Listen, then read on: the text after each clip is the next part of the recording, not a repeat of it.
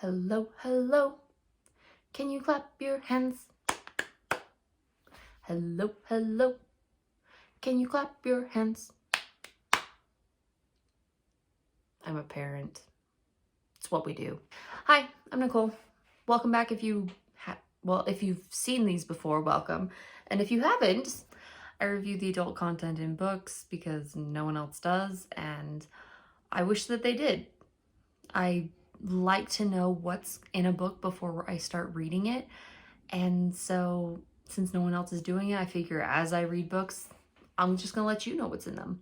And this is gonna be one of the shortest reviews I will probably ever do because there's not much to say. This might be a young adult book. I don't know for sure. I didn't look it up because I don't really care. I hate when people gatekeep and they say like, oh, well, this doesn't have enough adult content to be an adult book. And it's like, you don't have to. You do not have to have adult content in order for something to be enjoyed and consumed by adults. I mean, I know that they're canceled, but I mean, I think the series that really broke the ceiling on that idea, on that very archaic way of viewing content and entertainment, is probably Harry Potter. I mean, Harry Potter was written for children, especially in the beginning. And do you know how many adults ate that crap up? Just saying. Anyway, this book, we're going to get into the content warnings, and this is going to be short. Like really short. I'll see you in a second.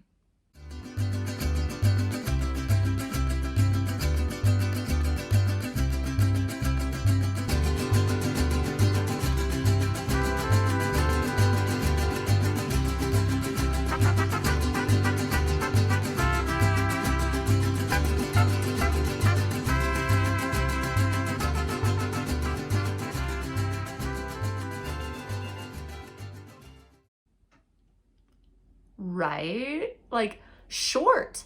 I'm telling you. I mean, the most intense you get in this is 2 swear words. Coming off of Harrow the Ninth, I gotta tell you, it was weird. It's so weird to read a story and be like, I was just really blown away because, I mean, this is the type of book where, I mean, I feel like the audience is anybody. And I think that it really appeals to any age range. I think that the younger you go, maybe the less interested they would be in the topics. But I mean, this is the book that I would feel comfortable recommending to like an 11-year-old, you know?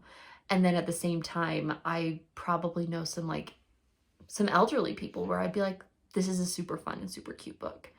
Now, everybody has compared this to Spirited Away. And I agree, it's very clearly got some Chihiro, Kohaku vibes, totally. But at the same time, I feel like it's almost like Spirited Away and Ponyo had a baby, right? Because you're underwater and you've got the sea god and all that. And I mean, that sort of leans into Ponyo a little bit, right? No? Yes? Anyway, and one thing that this has that is very similar, and maybe it works better in the movies than it does in books, because I've seen people say like, oh, I love Spirited Away, but I didn't like this. And that is the way that the story's told. The pacing is very quick. Things develop very quickly. They happen very fast.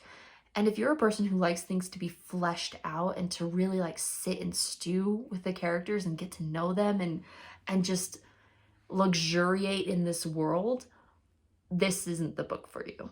This will really annoy you because things happen really fast. And my only criticism of this book is that there's not more of it. I want more of it. I want twice the amount of pages. I don't want this. I want like this. Okay, maybe that's too much. Maybe like that. I want more. I want more of this book because it is so good. I love it. I love it. Anyway, another thing that might not appeal to people who are thinking of picking up this book is that as you go along, you kind of get a feel and can predict some of the things that are going to happen. But the thing is, I don't think that that's necessarily a bad thing when it comes to books, because frankly, if people can predict where things are going, then that's a sign that you have correctly laid out the story. You've correctly foreshadowed things. And obviously, you don't want people to guess every single little thing. But if that's something that bothers you, if you're like, oh, well, I saw this coming a mile away, then this might not be the book for you. But if you're a person who is like, you enjoy kind of like picking at the threads and saying like, I think this is going to happen, then you'll enjoy it. And this book is not meant to be taken super seriously or dissected. It is purely for enjoyment. So just take it like that. Now, getting into spoilers, the only thing that I really want to talk about spoiler-wise, because I'm not like a story reviewer. I'm just an adult content reviewer.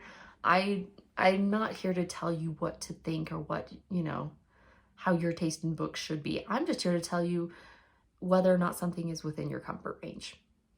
That's honestly how I see my job. But the only thing I will say spoilery-wise about this book is I love that at the end of the book, she has to wait to be reunited with the sea god. She's a young girl, she's 16, and this is the only like relationship that she seemed to have. I mean, because you kind of get this feel like, no, this is her first love. And this falls into that category of, what a lot of people criticize Disney princesses for, is it's like they're a teenager and the very first person they meet of the opposite sex is like, oh, this is love. I'm not going to sing. That's frightening. But anyway, and so I love that she had to wait for him so that one, she could say goodbye to her family, a proper goodbye instead of what she gets at the beginning of the book. And then two, I love that it's this idea of, will this love survive? Will it stand the test of even just a short amount of time? And it does. And I love that, she has people who are interested in her, at the end of the book. And it's not clear if the sea god is coming back for her.